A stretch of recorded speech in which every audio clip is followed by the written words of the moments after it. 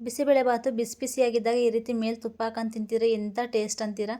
ವಿಡಿಯೋನ ಪೂರ್ತಿಯಾಗಿ ನೋಡಿ. ಹಾಗೆ ನಾನು ಮಾಡೋ ರೆಸಿಪಿ ನಿಮ್ಗೆ ಇಷ್ಟ ಆಯಿತು ಅಂದರೆ ನನ್ನ ಚಾನಲ್ನ ಸಬ್ಸ್ಕ್ರೈಬ್ ಮಾಡ್ಕೊಳ್ಳಿ, ಲೈಕ್ ಮಾಡೋದನ್ನು ಮರಿಬೇಡಿ. ಬಿಸಿಬೇಳೆಬಾತು ಮಾಡೋದಕ್ಕೆ ನಾನಿಲ್ಲಿ 1 ಗ್ಲಾಸ್ ಅಷ್ಟು ಅಕ್ಕಿ, ಅದೇ ಗ್ಲಾಸಲ್ಲಿ ಅರ್ಧ ಗ್ಲಾಸ್ ಅಷ್ಟು ಬೇಳೆ, ಈ ಎರಡನ್ನೂ ಕೂಡ ನೀಟಾಗಿ 3-4 ಟೈಮ್ ವಾಶ್ ಮಾಡಿ. ನಾನು ಮಾಡ್ತಿರೋದ್ರಲ್ಲಿ 4ರಿಂದ 5 ಜನ ಆರಾಮಾಗಿ ತಿನ್ಬೋದು. ನಾನು ಬೇಳೆ ಮತ್ತು ಅಕ್ಕಿನ ವಾಶ್ ಮಾಡ್ಕೊಂಡು ಅದಕ್ಕೆ ತರಕಾರಿಗಳನ್ನ ಆ್ಯಡ್ ಮಾಡ್ಕೊತಿದ್ದೀನಿ. ತರಕಾರಿಗಳು ನಿಮ್ಗೆ ಯಾವ್ದು ಬೇಕು ಅದನ್ನು ಹಾಕೊಬೋದು. ನಾನಿಲ್ಲಿ ಆಲೂಗೆಡ್ಡೆ, ಗೆಡ್ಡೆಕೋಸು, ಬೀನಿಸ್ ಚೊಟ್ಟು, ಹಾಗೆ ಕ್ಯಾರೆಟು, ಹಸಿ ಬಟಾಣಿ ಇರಲಿಲ್ಲ ಅನ್ನೋ ಕಾರಣಕ್ಕೆ ನಾನು ಒಣ ಬಟಾಣಿನ 10 ಅವರ್ ನೆನೆಸಿ ತೊಗೊಂಡಿದ್ದೀನಿ. ನೀವು ಹಸಿ ಬಟಾಣಿ ಇದ್ರೆ ಅದನ್ನ ಹಾಕೊಬೋದು, ಇಲ್ಲಾಂದರೆ 8 to 10 ಅವರ್ ಆದರೂ ನೆನೆಸಿ ತೊಗೊಳ್ಳಿ.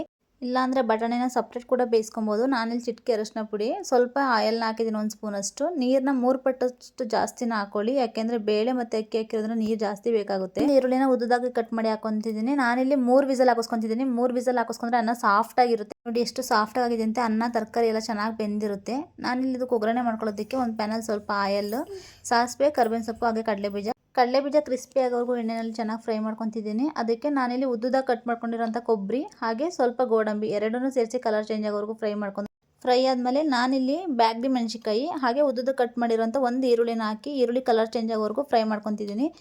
ಈರುಳ್ಳಿ ಕಲರ್ ಚೇಂಜ್ ಆದಮೇಲೆ 1 ಟೊಮೊಟೊನ ಆ್ಯಡ್ ಮಾಡ್ಕೊತಿದ್ದೀನಿ. ಟೊಮೊಟೊ ಸ್ವಲ್ಪ ಸ್ಮ್ಯಾಶ್ ಆಗಲಿ ಅನ್ನೋ ಕಾರಣಕ್ಕೆ ನಾನು ಇಲ್ಲಿ ಚಿಟಿಕೆಯಷ್ಟು ಸಾಲ್ಟ್ನ ಆ್ಯಡ್ ಮಾಡಿದ್ದೀನಿ.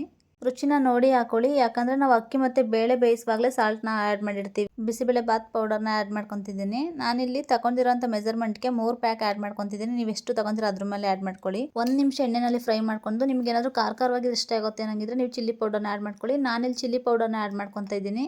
ಮೊದಲೇ ನೆನೆಸಿಟ್ಟಿರೋಂಥ ಹುಣಸೆಹಣ್ಣಿನ ರಸನ ಹಾಕೊತಿದ್ದೀನಿ. ನೀವು ಹುಳಿನ ನೋಡಿ ಹಾಕೊಳ್ಳಿ. ಇಷ್ಟನ್ನು ಹಾಕಿ ನೀಟಾಗಿ ಮಿಕ್ಸ್ ಮಾಡ್ಕೊಂಡು ಇದು ಒಂದು ಕುದಿ ಬರೋವರೆಗೂ ನಿಮಗೆ ನೀರು ಬೇಕು ಅನ್ನೋ ಹಾಗಿದ್ರೆ ಇದಕ್ಕೆ ಹಾಕಿ ನೀರನ್ನ ಮಿಕ್ಸ್ ಮಾಡ್ಕೊಂಡು ಒಂದು ಕುದಿ ಬರೋವರೆಗೂ ನೀಟಾಗಿ ಬೇಯಿಸ್ಕೊಳ್ಳಿ. ಇಲ್ಲ ಅಂದರೆ ಸಪ್ರೇಟು ಒಂದು ಬಿಸಿ ನೀರನ್ನ ಕಾಯಿಸಿ ಇಟ್ಕೊಳ್ಳಿ. ನಿಮಗೆ ಇನ್ನೂ ಸ್ವಲ್ಪ ತೆಳುವಾಗಿ ಬೇಕಾಗಿತ್ತು ಅಂತಂದರೆ ಬಿಸಿನೀರನ್ನ ಆ್ಯಡ್ ಮಾಡ್ಕೊಬೋದು. ಒಂದು ಕುದಿ ಬಂದ ನಂತರ ನಾನಿಲ್ಲಿ ಬೇಯಿಸಿಟ್ಕೊಂಡಿರೋಂಥ ಅನ್ನಕ್ಕೆ ಅದನ್ನು ಹಾಕಿ ನೀಟಾಗಿ ಮಿಕ್ಸ್ ಮಾಡ್ಕೊತಾ ಇದ್ದೀನಿ. ನಿಮಗೆ ನೀರು ಎಷ್ಟು ಬೇಕೋ ಅಷ್ಟನ್ನು ನೋಡಿ ಹಾಕೊಳ್ಳಿ. ಇದು ಬಿಸಿಬೇಳೆಬಾತು ತುಂಬ ತೆಳುವಾಗಿದ್ರೇ ಚೆನ್ನಾಗಿರುತ್ತೆ. ನೀವು ತುಪ್ಪನ ಇಷ್ಟಪಡ್ತೀವಿ ಅನ್ನಂಗಿದ್ರೆ ಮೇಲೆ ಸ್ವಲ್ಪ ತುಪ್ಪನ ಮತ್ತು ಸಾಂಬಾರು ಸೊಪ್ಪನ್ನ ಹಾಕಿ ಒಂದು ಕುದಿ ಬರ್ಸ್ಕೊಳ್ಳಿ. ಅಷ್ಟೇ, ರೆಡಿ ಆಯಿತು.